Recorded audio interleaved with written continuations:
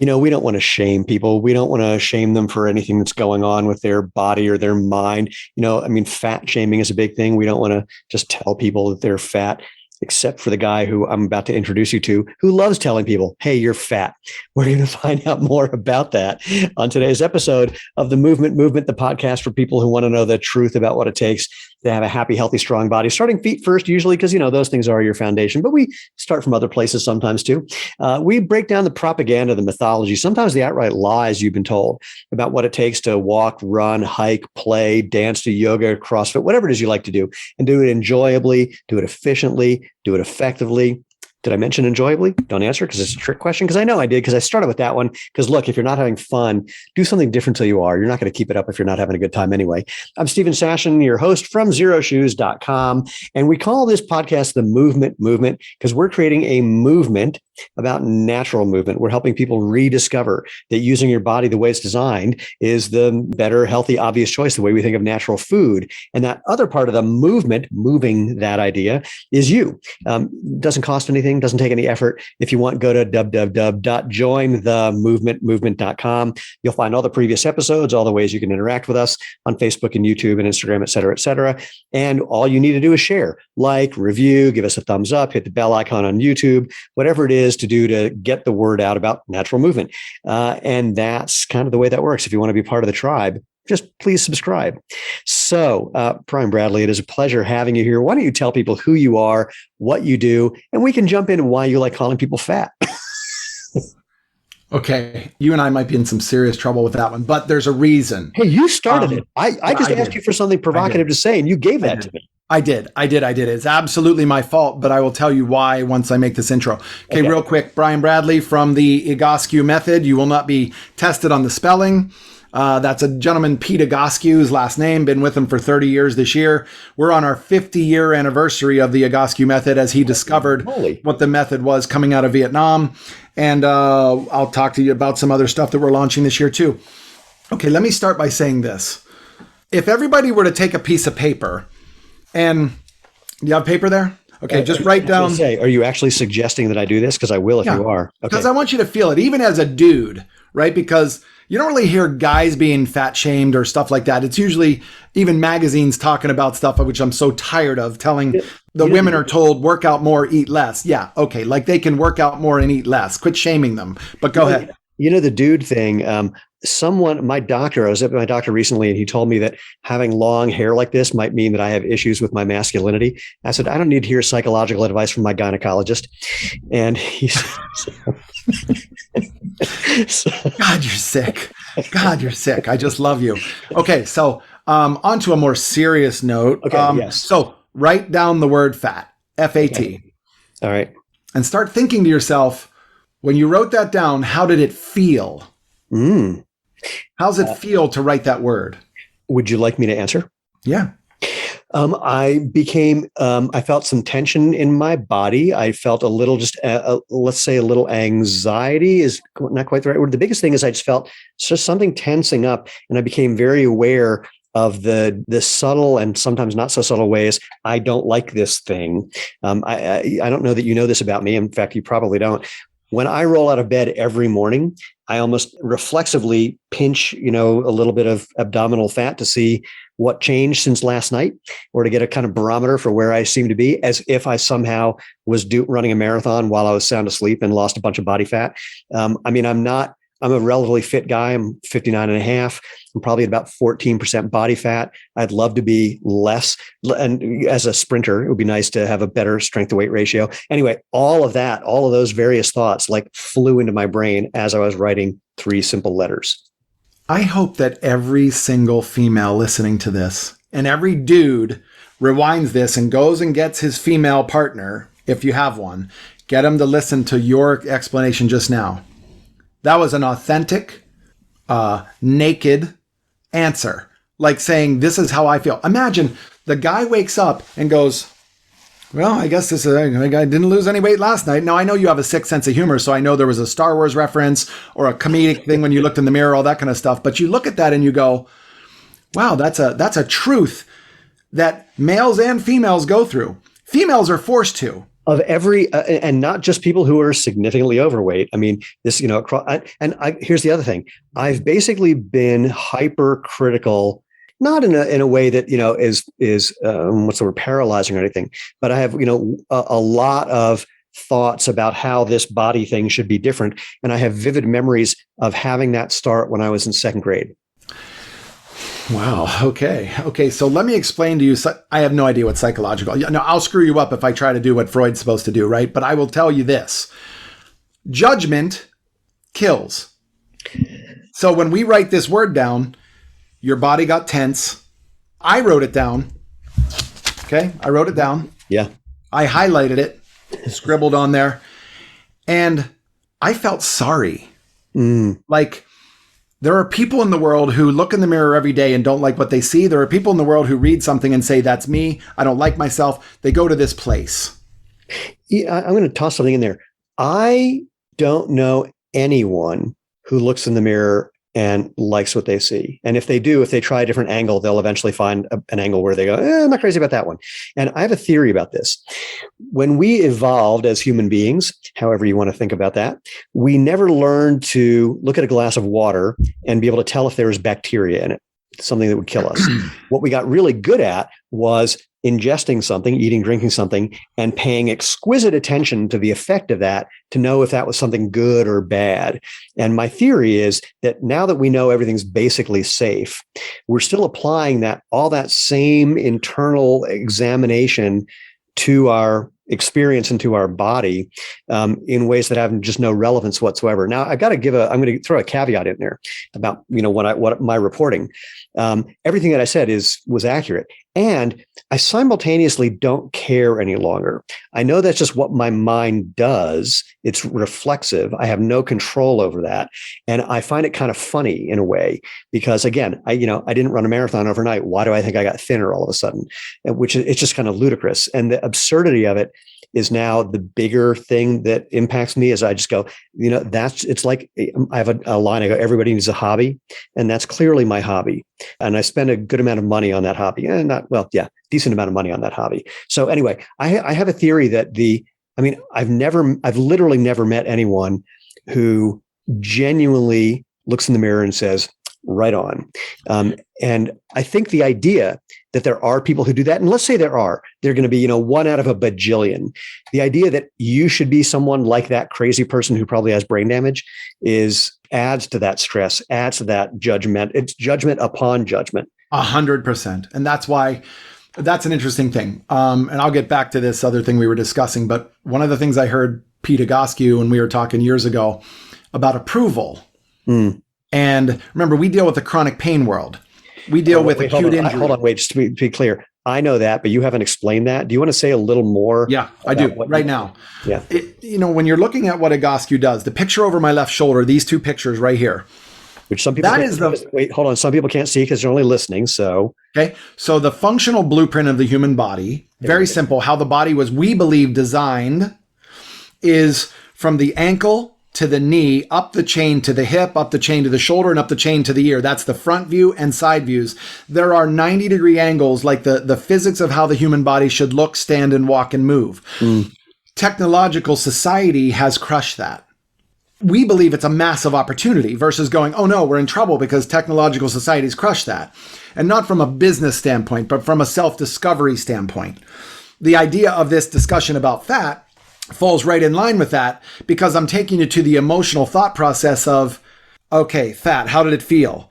The word broken could be put in there. And I get people coming in all the time who say, my back pain's killing me. And I'm like, okay, well, do you feel like you're broken? And they're like, I'm broken every day. Like this is, and then I get them to picture something broken. Can you ever make it look like it's not broken? And even if you glue it back together, you're like, oh, it's going to be able to seams. But if there's a slight bend in there, versus broken, you can bend things back and never even know that it was bent before. Getting them to change their mindset and their emotional tie and their identification to that symptom tied to, this is how your body should look from the ankle to the knee, to the hip, to the shoulder, to the ear. And I encourage everybody listening to go back and just look at the visual from this and say, how's my body supposed to look? Because I'm going to show you some before and afters here. because they're powerful enough for you to go, wait a second, that's what's possible at any age. And the reason I'm a big fan of you, your company, A, you're just a good dude. But secondly, it's the product alone allows the body to discover the natural motion from the foot up. That resonates with Egoscue because for us, it's about the whole system tied together and how it adapts to the environment around it. So when somebody says to me, well, I wear barefoot shoes and I walk around, and I say, yeah, on concrete. I would say to you, why don't you get the zero shoe and go walk in some sand, go walk on a trail, go walk in some grass that has some undulations. If you're in the Czech Republic and you're in Prague, go find some cobblestone streets and do your workout on a cobblestone street. You want to feel how weak your connection from the foot up really is. Put some variety underneath it in a shoe that allows the variety to move like yours. That's why, like your winter boot, I can't stress enough how in love with that boot I am. Yeah, that black one. It's unbelievable. Yeah. Because I'm looking at it, A, it's so warm, and I'm not here to sell zero shoes because that's not what I do. But I'm telling you from a standpoint of loving it, wearing it at Tahoe, Mammoth, Breckenridge, all these places we take them, because I live in sunny Southern California. I don't really need it until then. But it's an unbelievable piece of equipment that allows the piece of equipment that I focus on, which falls right in line with your movement. And that's why we were discussing the fat word earlier. So let me just take you down a road. One more thing. Now write down the word P-H-A-T. Yeah. What did you do right away? Smiled. That's correct. And it happens to everybody. So let's put a circle around F-A-T and then a big line through it because it doesn't exist. We're going to choose to not allow it to exist. Remember, it's a thought. Thoughts are cellular. I choose to shut the judgment down. What I am going to write down is the P-H-A-T because I still didn't lose any weight. I still have this around me. I still look the way and I still don't approve of what I see sometimes. But what if that word was part of this word? Lymphatic is what you're showing people. Oh, interesting. Okay. All right. What if the word P-H-A-T was you're fat? I agree with you. You called yourself fat. I agree, Steven. You're fat. But I'm telling you to spell it P-H-A-T because what if it was just lymphatic blockage? What if it was your cells are not expelling what you think they should be expelling? You're actually holding, quote, water. And we know this because think about the make your butt larger machine. Okay, you ready? I call it the elliptical. Look at this video of somebody on the elliptical. Now, this is a young kid, not overweight, but they're trying to rehab his knee. And there's a movement when you do this, when your leg goes behind you called hip extension, and your leg goes in front of you called hip flexion. So it's like a pendulum. It should swing both directions. Okay. Look at this machine of the kid in the maroon shirt. For those of you not watching, I encourage you to go see this. Look at his lack of hip extension as the other lady on the Nordic track. So here, I'm going to describe this. So on the elliptical, the final position when your leg is, if you think about like climbing stairs, basically, that's kind of what it looks like. His heel is not going anywhere further back from his butt. It's basically, when he's done, he's essentially standing straight up. That's correct. On the Nordic track, where it's a skiing motion, there's a lot of hip extension. In fact, the leg is rarely going in front of the hip and it's all on the back. And this is similar. I'm going to use an analogy to ice skaters. So when you're skating, you push your foot back to move you forward. You don't do anything with your front leg. You let that relax. And that's actually how you should be walking too, but that's a whole other conversation. So we just watched somebody who has no butt on an elliptical, not getting any hip extension versus someone on a Nordic track getting hip extension. And we were looking at that. Why? Tie it back into the lymph system. Okay. Tie it back into the spine, the hip. Just this muscle alone, the psoas muscle. Here's the femur.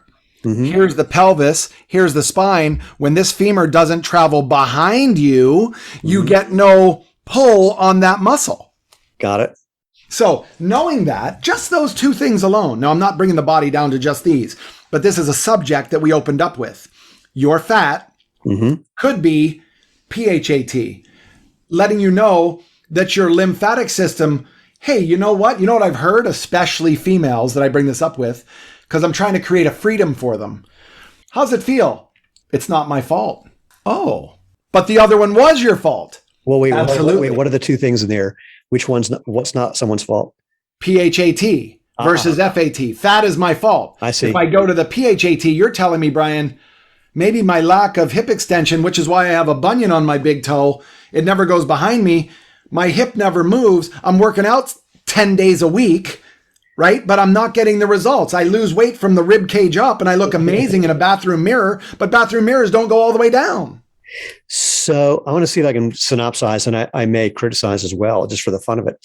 So you're suggesting, if I'm hearing you correctly, that by not putting the body, and specifically we're talking about the hip, the psoas, the glutes as well, by not going through full range of motion, you're not stimulating things that might lead to, at the very least, some increase in the fat cells releasing whatever's inside of them. And then that goes into your lymphatic system and that's actually expelled. Did I get that right? Or what did I miss? Yeah, I'm going to make it much more simple. Okay. Your plumbing is blocked. Okay. So no matter what the fat cells are releasing, no matter what byproducts are happening during a workout, no matter what's happening internally on that, it has to be a waste product at some point moved. Okay. So just to be clear, so we're agreeing, I just want to highlight this. We're agreeing that something has to get the fat cells to release fat or release what's in them, but that doesn't do any good if I like the use of the word plumbing, if the lymphatic system isn't going to then drain that, which is what the lymphatic system does, and actually get rid of it. And some of those movements you're talking about, again, correct me if I'm mishearing, are things that can help make that lymphatic system work better. Am I on? For example, heel strike, toe off is an essential pumping action to the ankle, to the foot, that creates a lower leg movement that matches with an upper leg movement that matches with a hip movement. So when you lose ability to hit your heel to a normal toe off, flexion, extension at the hip, then you start turning your foot out, you start rolling on the inside, you form a bunion. And on that same side of bunion, this is an interesting one. If everybody could get home, take a look in a full length mirror, strip down to whatever you're comfortable in, shut the drapes of your house, and you look in the mirror and you say, the side of one hip looks so much fuller than the side of the other. Like there's a little pocket of something out here and this one's flat. Maybe it's because the functional movement on one hip is so different from the other. How does that relate to back pain? How does that relate to knee pain? How does that relate to shoulder pain? When your pelvis and hip are not congruent, balanced left to right. This is the Egoscue method. Your whole system adapts and makes perfect changes that serve you until they quit serving you. Okay, so I want to do two things. First of all, I want to highlight that, yes, you're going to put your foot through that, let's call it something like rolling motion. Not always, but you definitely can if you're walking, not the way you should be running, because especially if you do that barefoot or in a pair of zero shoes, landing heel first is going to A, hurt, and B, it'll only happen if you're extending your foot out in front of you when you land, which is going to be putting on the brakes and sending a spike of force through your joints, which is what Daniel Lieberman at Harvard showed. So that's sort of part one on the foot part. But on the hip part, I need to tell the story of how we met, kind of, or actually the story that I first told when we met. Yes. So I met Pete Egoscue 25-ish years ago. And I am a former All-American gymnast. And like many gymnasts, I had shoulder problems, especially my right shoulder, for decades after that. And I met Pete at an event. I said, I can't get my right hand behind me. I just, my shoulder's kind of locked in place. And he says, yeah, it's not your shoulder. I said, what? He goes, okay, so I want you to stand against the wall on a slant board. So for people who are imagining this, basically just a thing where my toes are lifted up, my heels are down, toes are up, about 45 degrees. He says, stand on the slant board with your butt up against the wall. And he goes, tell me where your head is. I said, it's about, I don't know, inch or two away from the wall. He goes, why don't you just stand there until you find that your head is naturally resting on the wall? I said, well, dude, I got a shoulder thing. He goes, yeah, I know. Just, stand there until your head is on the wall. And I think he forgot about me. He came back, God knows how long later. You're showing a picture of what I looked like. There we go. Yeah, and I even put the hair in there. I know, that was really cute. Although my hair did not extend through the wall. Sorry. So at a certain point, I noticed that my head was against the wall and Pete had left me alone. And I said, dude, how long am I supposed to stand here? He goes, oh, dude, sorry. Get off the slant board, walk away from the wall and see how your shoulder is. And it was like 50% better immediately. He goes, see, your hips are out of whack. And that's translating up into your shoulder. Now you may have shoulder problems, but it's getting worse. And which I do, I torn everything in there, but it was made worse by what I was doing with my hips in a way to protect the injured shoulder. And I was dumbstruck.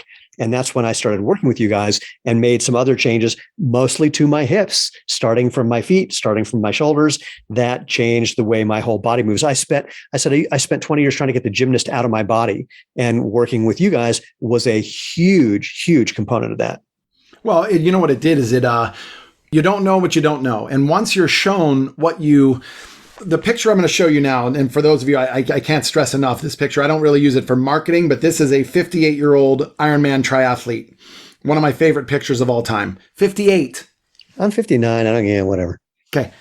That's him before and after in 12 minutes. Wait, what? Yeah. Hold on. So why don't you describe what I'm seeing? Because that seems... This picture right there. On the left, the before. Picture that as everybody knows, kyphosis, rounding of the upper back. Hey, pull your shoulders back. That's the mother yelling at you, right? So basically, yeah, he's kind of hunched forward. In fact, this is a classic gymnast pose because we do a lot of things where it's, like it's hard to describe, where you're doing like chest flies. I mean, that motion or variations of that motion are, hugely important in gymnastics. So he's got that going on in his upper back. Okay. And imagine him Imagine him on a bike. Yeah, just hunched over. Swim, bike, run. Yeah. In that order, which I'm trying to get him to change it because getting off a bike and trying to run is just moronic. Like it's hysterical. It's so bad. But look at the guy afterward in 12 minutes. Thank God he had the tattoo. And he's not posing. Well, the difference is in the one where he's rounded over, it looks like he overdosed on no acetol, right? He has no butt whatsoever. Pelvis is turned out. His pelvis is sucked forward. It's tucked under. But on the right, on the after picture, his pelvis actually became more neutral, where his butt stuck out a little bit, like a gymnast landing. Mm-hmm. And they do this and their butt sticks out. The upper back then correspondingly changes enough for him to say, I can tell you instinctively, my PR is right around the corner. And before that, it was, am I ever going to run again? Interesting. Well, there's two other things that I noticed in that photo. One is that his feet weren't as turned out. Correct. As they were. And the other is, and this is the interesting thing, since we started with the fat part, he looked like he lost weight.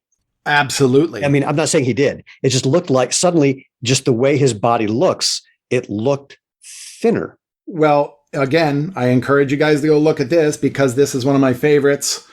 This is before and after female in 3 months. Which one looks thinner? Though after, not surprisingly, looks way thinner. Posture is all better. Everything's more aligned. It looks like what I looked like standing against the wall after 30 minutes, although not standing against the wall without a slant board. Correct. And her discussion was, I'm in pain. Once the pain's gone, she looks at the pictures and goes, I look so much better. Again, remember, we all go to the mirror and either approve with what we see or we don't. People tell me all the time, I work out for the health of it. I work out for my mental stress. And I go, okay, but what's number one? Because okay, no BS. I want to look better. Okay, well, don't judge. I want to look better. Everybody wants to look a certain way. But I'm done with people spinning their wheels and actually on the make your butt larger machine. And I'm not against all these ellipticals. It just, I don't agree with someone thinking they're doing cardio when they're doing cardio, creating byproducts, and then the byproduct sits and your bathtub's filling up with a huge hair clog and you wonder why your upstairs ceiling is leaking on you now because something's clogged the drain. Mm. And in our belief, when your ankle, your knee, your hip, and your shoulder are out of alignment. Any physical therapist who's listened to this, let me just say this.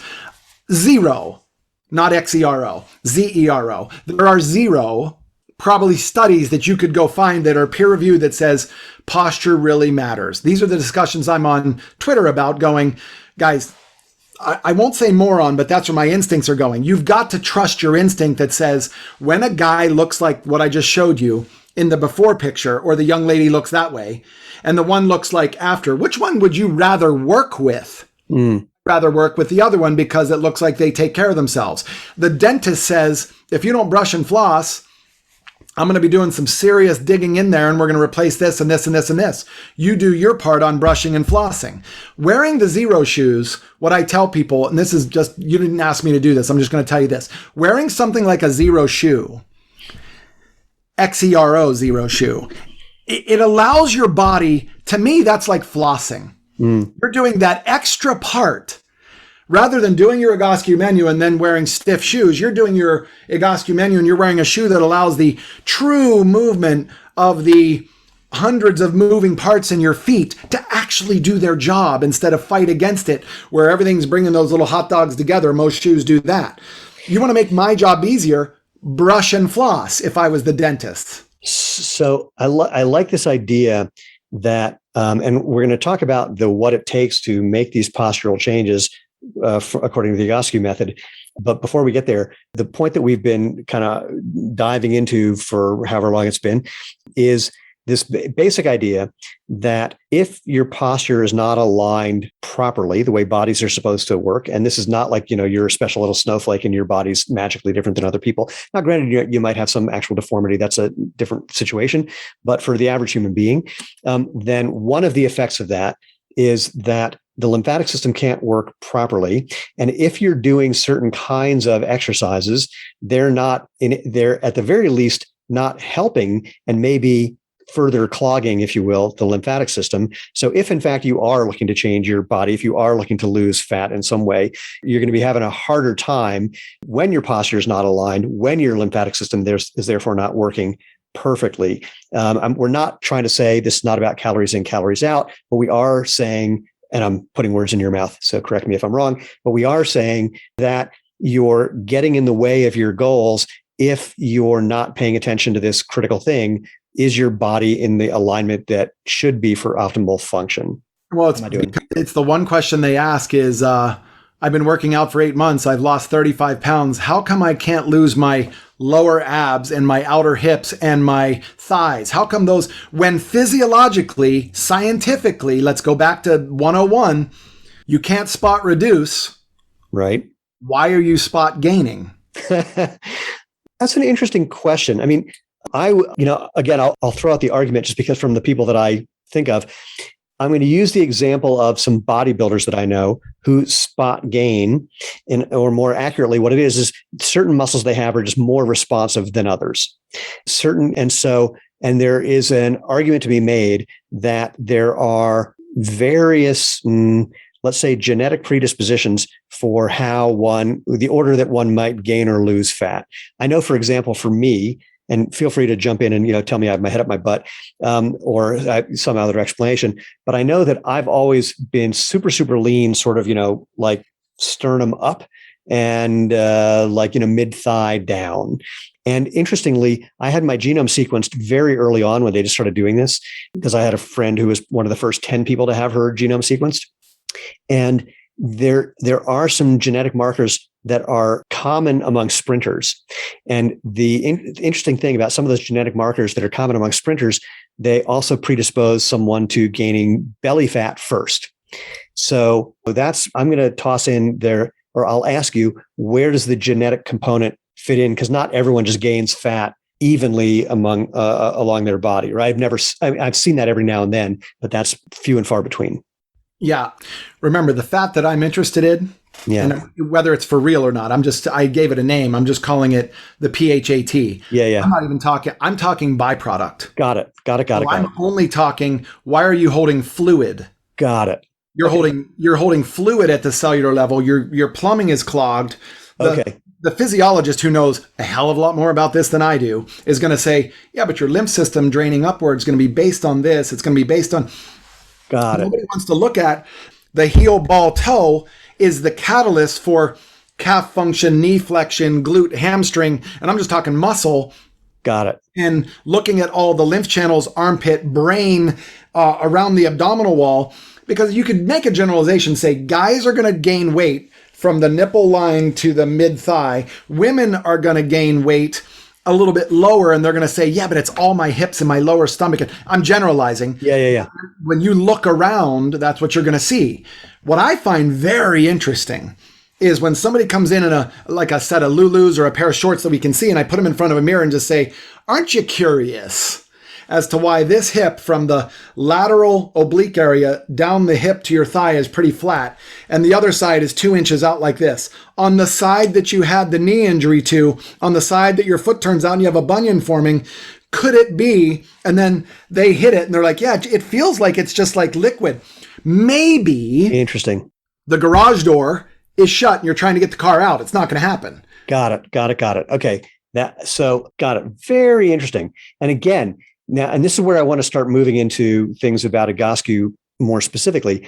So again, the basic idea is until we get things aligned well, we're just swimming upstream, is to mix our metaphors like there's no tomorrow. And very interesting. So let's talk about the Egoscue part. And you used a term, I want to clarify, you used the term Egoscue menu, which is just a term that you guys use for the different exercises. And I'm using the word exercise loosely, the different movements that you're going to instruct people to do to regain this alignment, which I'm going to put words in your mouth again, which some of it is letting things relax and be able to move more freely. Some of it is building some strength to support things as well. That's been my experience. There were some things that were like, for me, again, as a gymnast, where my chest was kind of caved in, my shoulders were a little rounded. Some of it was letting that open up and allowing that. And some of it was finding out that there was some weakness that wasn't supporting that to begin with, and the different exercises, the different things. But why don't you dive into, because we talked about not opening the garage door, having plumbing that's stuck. I don't know what other metaphors we used, but let's talk about what Egoscue actually does to accomplish these changes that lead to these goals that we've been talking about. Why don't we experience it? Oh, okay. Okay, so do you mind standing up for me? Well, yes, but I'll do it anyway. My God. All right. Because now I got to move my camera in some way. So you can just stay right there. You're good. The person listening to this, if you're driving, understandable, just listen. When you get home, try this. Yeah. If you're in your car, don't stand up. I want you to everybody who's at home, just take your zero shoes off and just stand there. Yep. Good. And I want you to close your eyes and just feel where your body weight is from left to right. Does it feel evenly distributed left to right? Does it feel evenly distributed from front to back? You want me to answer? Yep. I'm feeling a tiny bit of extra pressure on the outside of my right foot than I am on the outside of my left foot. Of course, as soon as I say that, it alters a little bit. But that was one of the first things I noticed in going left to right. Front to back feels pretty good.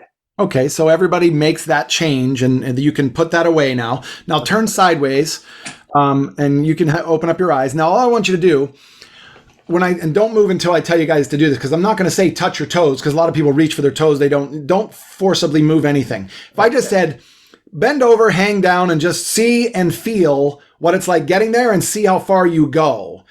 And just bend over and just hang there for a second. And I want you to feel it and then see how far you've traveled. I have to move because if I just bent over, I would have smashed my head into a desk. So yes, but you've done that before. So I'm actually, just go ahead. That's how I got to where I am today. That's true. That's true. So I'm bending over, just seeing where I go. Okay. You're just bending over just to travel the distance. What's it feel like?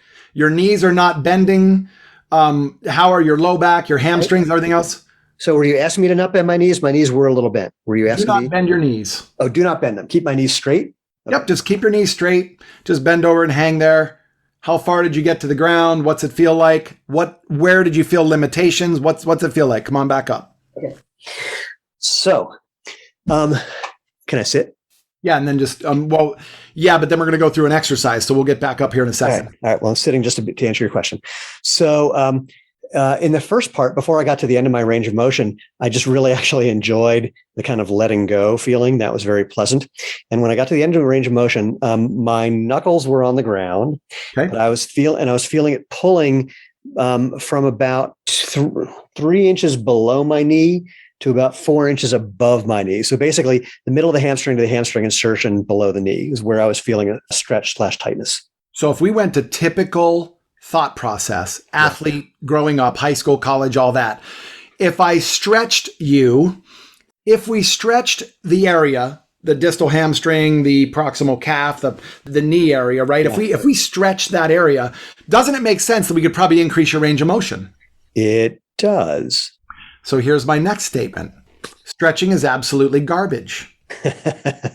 Okay. If you don't go after the reason why the soft tissue is tight in the first place. So physiologists would tell you don't really stretch muscle tissue anyway. Agree. But what we do is when you go over like this, you're asking for a load on that whole posterior chain based on how the skeletal system, the frame of the car is moving. You're asking the tires to adjust to the Ferrari's frame. So what we're going to do is we're going to go after the frame. We're going to change the bone and you're going to see and feel a difference in the movement. Okay. Okay, so I want you to stand up again, and everybody else can stand up again. Okay, adjusting my camera. I'm standing up. I'm moving so that I don't smash my head into a desk. Okay, stay there for a second. Now I want you to interlace your hands like this behind the top back of your head. Okay. Now, those of you watching, you can see that Steven's elbows are in a really good position. Like he's not stuck rounded forward, where I can't see your face. I can see the side of your face. Your elbows are back. I can see that you've been arrested before. This is good. Okay. It was only once and I didn't do it. Exactly. You and Bill Clinton. Okay, so pull your elbows back, hold that. And now I want you to turn your toes in, touching each other. So you're actually pigeon-toed 45 degrees. Your heels are out. Okay. Your toes are touching. Now, very lightly, I want you to tighten up your thigh muscles and push your knees back. Okay. So do you feel that just stuck your butt out? Yeah. Okay, that's the finishing position of a gymnast who just got off the uneven bars. Hold that position right there. But your feet are pigeon-toed. Keep the weight on the inside of the foot. Don't let it roll to the small toe. Get your quads tight, elbows back. You're only going to stand here for about another 45 seconds. Now think about what we're doing. Any upper back rounding or kyphosis, we are artificially repositioning your upper mid-back right now. Right. We are internally rotating your foot, your knee, your femur. And remember what I told you before, the anatomy book says just the psoas alone attaching to this lesser trochanter, we've turned that femur internal, which puts tension on the psoas. We keep you here long enough, the skeleton is making adjustments now, micro adjustments at each vertebral level. The pelvis is moving, the femur's moving, the tibia is moving, everything's adjusting. 15 seconds left. I just felt something, the best way I can describe it is it felt like my hips got wider, which was very interesting. Interesting. Okay, now relax. Turn and face me. Drop your arms, put your feet back to where they were, close your eyes. What's changed about your body weight left to right, front to back? I can't even say what changed. I can say that it feels like both left to right and front to back, it just feels more centered. I can't even say that I don't even want to use to try to compare it to before because the feeling is very different now. It's now I'm feeling both the inside and the outside of my feet more, the heel and the ball of my foot more. And I just feel like I'm sort of balanced on top of that more. If your feet could talk, they're saying we are in more of a grounded position to the ground.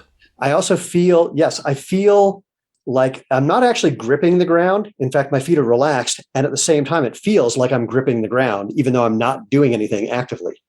That's the relationship that I would like a person's foot to have with your shoe. That's why we make them. That's right. Okay, so now turn sideways for me. Don't hit your head on the desk. Okay. And again, you're not doing anything but except you're not bending your knees. Yep. Bend over, go as far as you can go, come back up and tell me what was different about the distance and what was different about the feeling. I didn't get, here, wait, I'm going to sit down to do this just so I can get in frame for the camera. I'm having a hell of a hair day.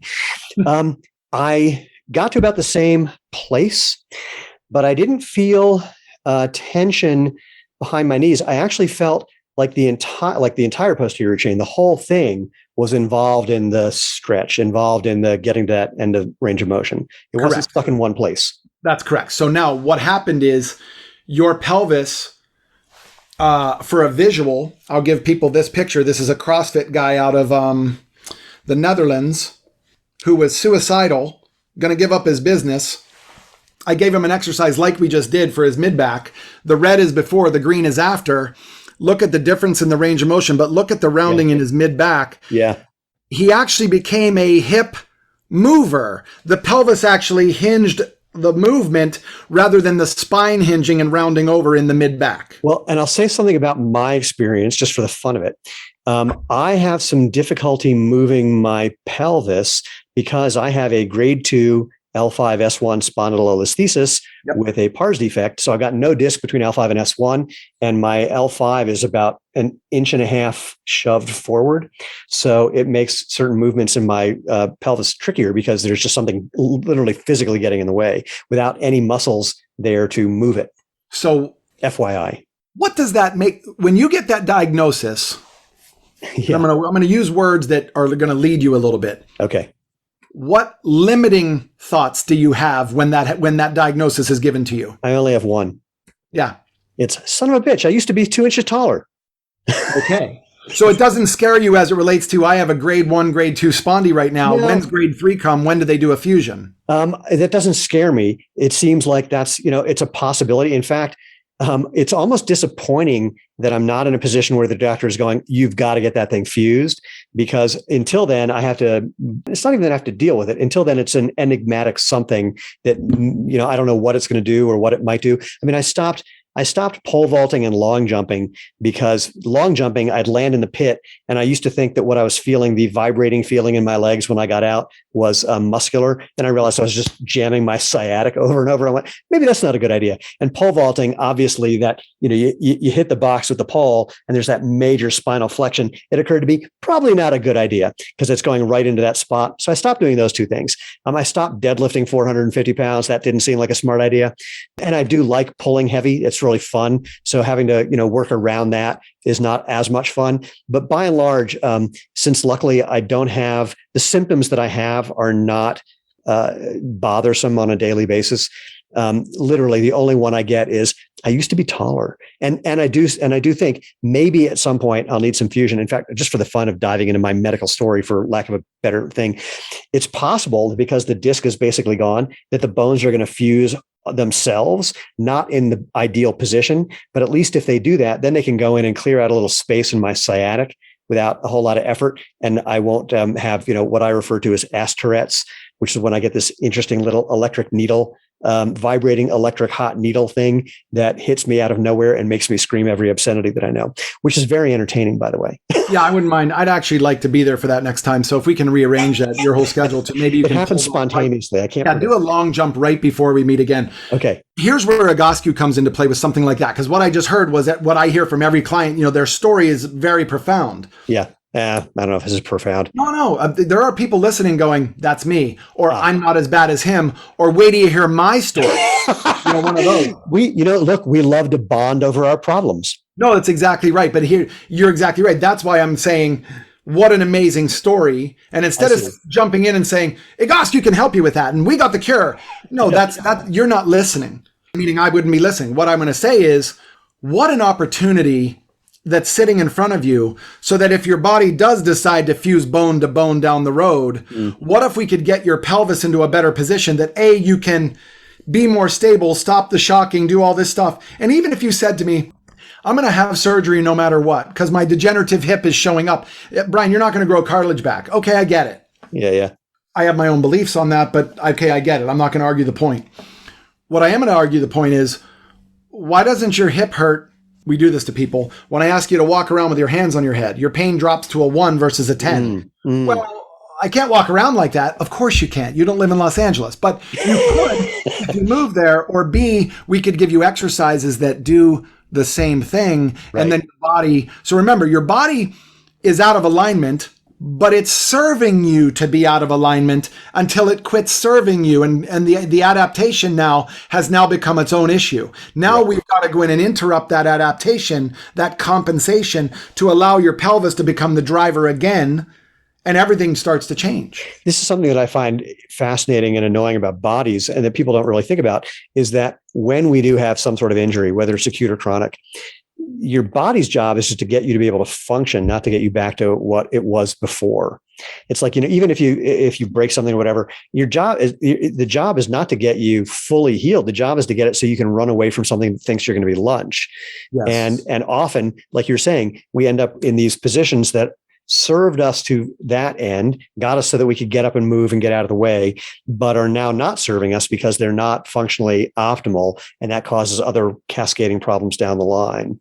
Well, I couldn't agree with you more, because we're no longer in fight or flight survival mode, but yet we live in fight or flight mode all day long because of what the phones do to us, what the media does to us, what we do to ourselves, what we allow those tech and media people to do to us. You got to allow the negative in for it to have a fight or flight mechanism kick in, versus what is my body and mind trying to tell me? What's my injury supposed to tell me? Why did it happen? Why am I feeling more flexible after standing pigeon-toed, hands behind my head for 1 minute? I hopefully triggered enough thought. Well, you just nailed it. And again, this goes back to my original experience with Pete, is like what you guys often do with people is demonstrate that the pain that someone's experiencing and the cure for that is not from where they think. And just that opening that like, hey, wait a minute, that's weird. Why, like you said, why is standing like that? Why did that make my pain in my fill in the blank location go away? It doesn't seem like they're in any way connected, which makes people kind of puts them in a state of cognitive dissonance of realizing that what they believed and what they just experienced don't match. And that creates this opening for now, all right, let's see what's next, which brings us to, I mean, and pardon me if I'm leading you this way and you want to go somewhere else, feel free. But that leads us to this sort of specific things that you guys do in Egoscue practices to then, like you said, engender and open or make possible those changes to the other places that then have the repercussions in the place that someone's usually complaining about an issue. That was a long, convoluted sentence. No, I totally got it. Look, there are listeners who are saying, this makes sense. What do I do next? Yeah. I started this off, not the call, but our talk earlier this week when we were talking about the different shoes and stuff. And I said, the 50th anniversary of Egoscue is this year. I've been with Pete Egoscue for 30 years.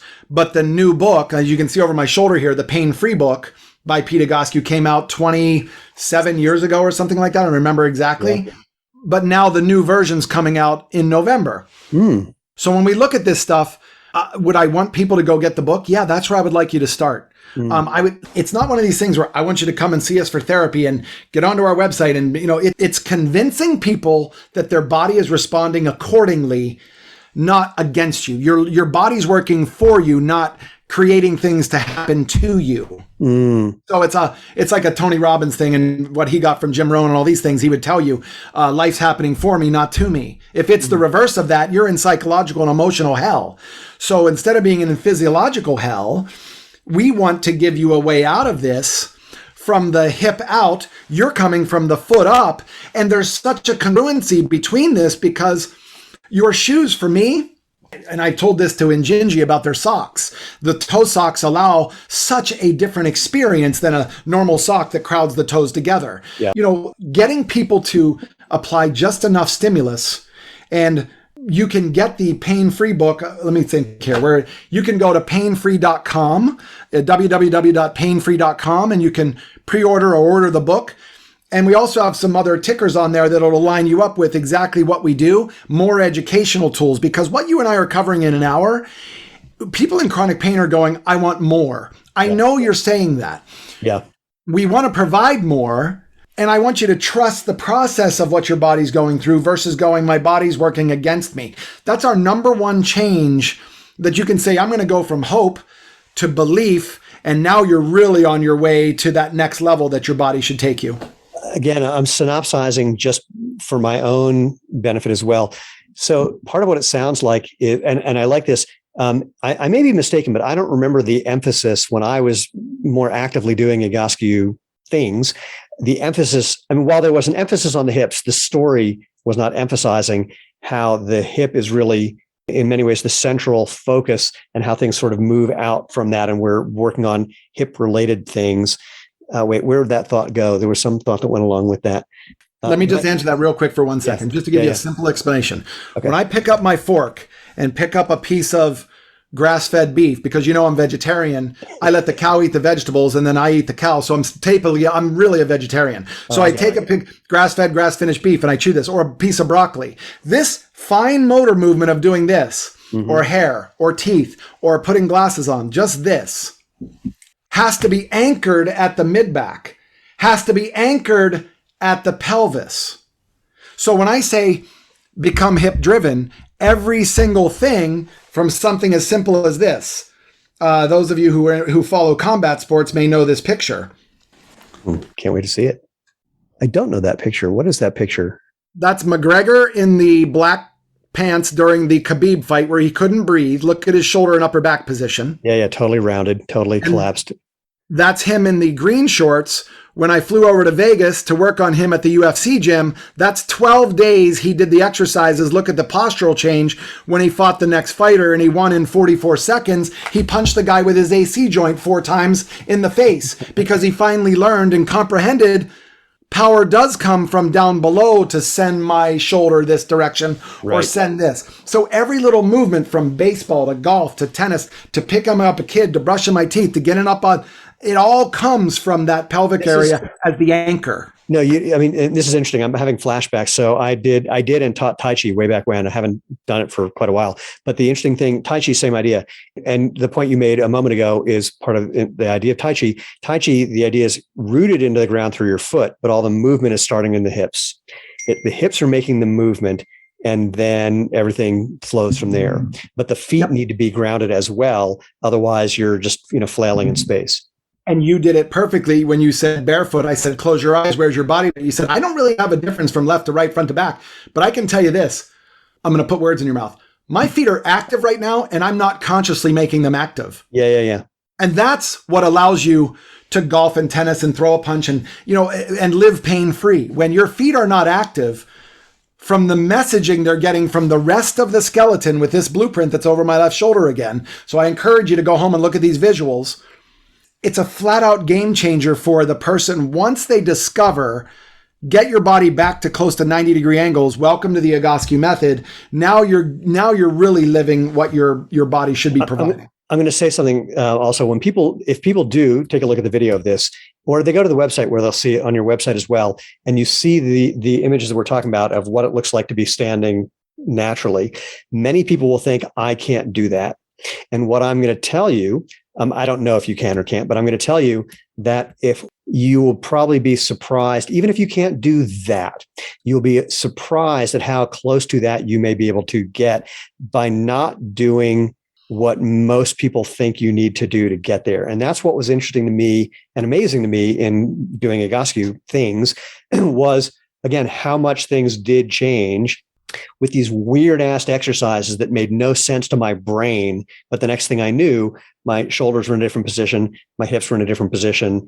My neck was in a different position. And I also want to kind of be clear, this is not like it's not necessarily a fix-it thing. In other words, you don't necessarily get somewhere and you're just locked in place, because those images also have this static look to them. Life happens, bodies move, things happen to bodies. And so what you're offering is actually it's not like you need to be doing something every day for the rest of your life necessarily, but when things happen, it's a great place to go, because it's definitely a different way of approaching what bodies should do. And look, people will do some research and they might find out there are people who have arguments with Pete about what you guys are doing. Great. I mean, so be it. Everyone's got an opinion, but I would say, just from my own experience, and I'm not trying to sell it in the same way you're not trying to sell Zero Shoes from your experience. This made a really big difference for me in surprising ways. And it's why we're having this conversation, is to share that with more people. Yeah. And the more people, look, everybody around them has a circle of friends, and my circle of friends are always knowing that, okay, we're going to dinner with Bradley. Get your shoulders in the right place. Meanwhile, that's not really what I do. Like if I go to a movie and watch, for example, let's just say Lord of the Rings just came out, the extended version, 4 hours long. I literally should just be at the back of the movie theater handing out business cards, because knees sound like creaking doors in a horror movie. We all are going to get tweaked a little bit, and it's okay to get tweaked, but don't panic. Yeah. You have a way, you have a toolbox to be able to do something. That's the thought that I lost before, is I love this emphasis that you have is that it's not that you have a problem that you need to fix. I love to say you're not a self-improvement project. It's not that you have a problem you need to fix. Your body was doing something as smartly as it could that served you at a time. And when you understand that and understand where you might want to go, it's a totally different relationship than I'm screwed up and I've got to fix this thing. I'm an improvement project. I've got to go to the physical version of Home Depot, or backing up to the beginning of our conversation, that if I'm carrying more weight than I would like, if I have more fat than I would like, it may, this is not necessarily to not view this as a problem, but the effect of something that was a valuable adaptation to something. And then here's a way to, from understanding that, here's where you might want to go next. This is radical. And for me, backing up to my experience, and I'm not trying to use my experience as a goal of any sort, but just for the fun of saying it this way, again, I do all these funny things. I look in the mirror. I'm not crazy about certain things that I see. There's certain parts that I like. I pinch my waist every morning, multiple times a day. The only thing I don't do, and I can't make this a prescription for living because I can't guarantee that if I can tell you how to get to the same place, I just don't add the extra layer of judgment on top of it. I'm not just making it wrong that I'm doing it. I find it kind of goofy that I'm doing it, that I can't seem to stop doing it, that it's just the way it is. Maybe it'll change. Maybe it won't. I don't care. It's kind of entertaining in a weird way. And, and I can track it back. I mean, this is something that my family did as well. And so, maybe I just learned it then. That's how I became part of the family. Maybe there's a genetic component. Who cares? But I'm just not adding the extra layer, pun intended, when we talk about fat, adding an extra layer on top of, for all I know, and I'm going to play with this for a brief second, that my brain doing that, it's probably serving some function that has value in certain domains, but not in others. And if I really kind of dive in, maybe I'll discover, what that original function for those kind of thoughts were, and maybe it'll become even more entertaining or may fade a little. Who knows? Who cares? I'm not trying to go on the improvement project thing, but I am on the curiosity train. I can tell you what you should be curious about is the buyer. I pride myself on gaining the COVID-19, not the virus, but the weight. Like people are like, college 15. I'm like, well, I gained the COVID-19. Yeah. What I mean by that is Chris Farley in one of the greatest actors of all time in Tommy Boy, when he said, as you can tell, I have a little bit of a weight problem. Well, that self-deprecation took what everybody else was thinking and made it okay for them to move on to something else. So here's how I look at this. Like, I hear from people, they're like, well, Brian, you like Stromboli and you've had this and, you're not 5% body fat and you're talking about this. No, you're exactly right. I'm not. You will never see me on Instagram going, look at this. Because perfection, in a lot of people's eyes, perfection is unattainable. Mm-hmm. We're not asking you for perfection. So the less perfect that I am, I'm a better salesperson. I'm going like this. Hey, Fatty's over here telling you that maybe you want to think about something different. And people can resonate with that salesperson. Well, I've watched a number of videos from people who got into bodybuilding or physique competition and got down into that 5% body fat range. And this is not true for all of them. And I've also heard some fascinating conversations lately from people who became very, very wealthy and where that was their goal. And from both of them, both groups of people talking about how they were less happy than ever before. The people who had gotten to 5% body fat, because frankly, their body didn't like being at 5% body fat and trying to maintain it made them miserable. And the fear of losing it made them miserable. And the same thing on the success side, quote unquote success, having a bunch of money side. It's like, it didn't make me happier. I thought it would. So having my hopes for happiness dashed was a problem. And there's no one I can talk to because no one likes to hear that you're not happy when you're successful and there's nowhere to go but down. So, it's such an interesting thing, again, to watch in our minds, whether we're talking about our bodies or anything else, how we do have these thoughts about this, some imagined happiness with some perfectionistic goal. And like you're saying, no one's got it.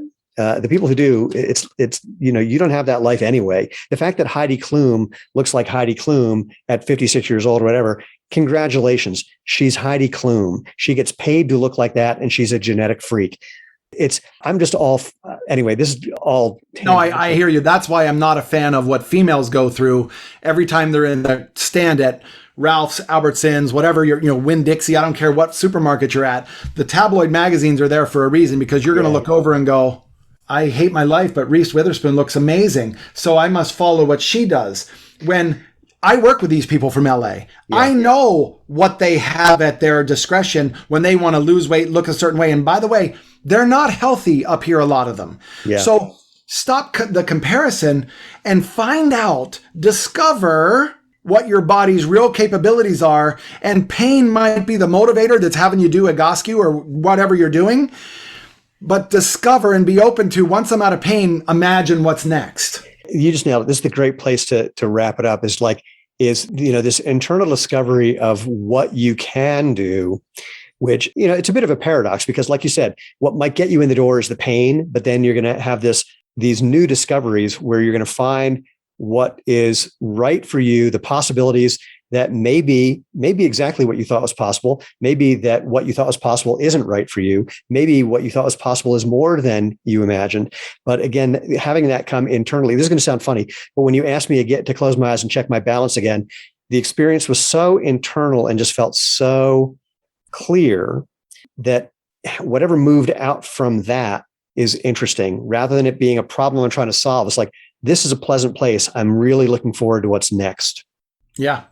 Well, listen, I'll get some links to you so that people can just go there and they can at least do a little bit of research on their own. They can get the new pain-free book coming out. It's well worth it. It's a completely new book. It's going to be a game changer. I can tell you that. But I will tell you, I love what you're doing, dude. I love your message. I love your sick sense of humor because it matches mine. And I think it's amazing.